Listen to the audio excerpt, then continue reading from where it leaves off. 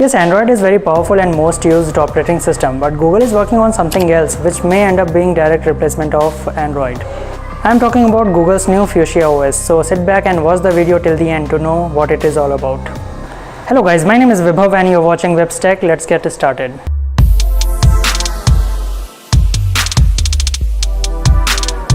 We heard first about it back in September 2017, but that time there was no UI to talk about. But now we have a lot more information about it. The first thing first, the main difference in Android and Fuchsia OS is it's not based on Linux. Android's main problem comes with the fact that it was not originally built for phones, it was built for cameras. So what about Fuchsia? It uses Google's own microkernels called Megenta with fast processors. And the apps are written using Google's Flutter SDK. Flutter is a mobile SDK or software development kit for building apps for both iOS and Android on a single code base. So one operating system on everything.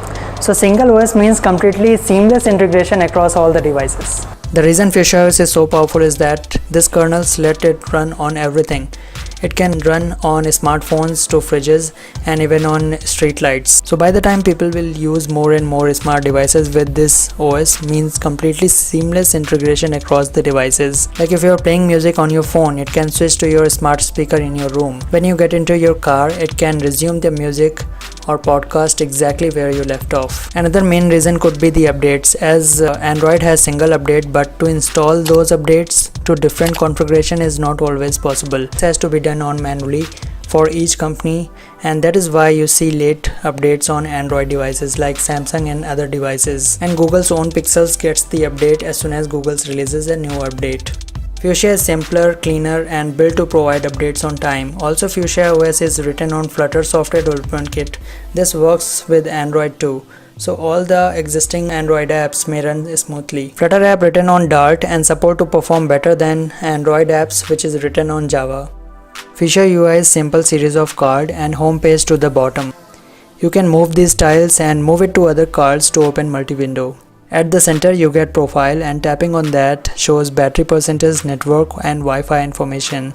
You can adjust the volume and do all these stuffs which you do on Android notification slider.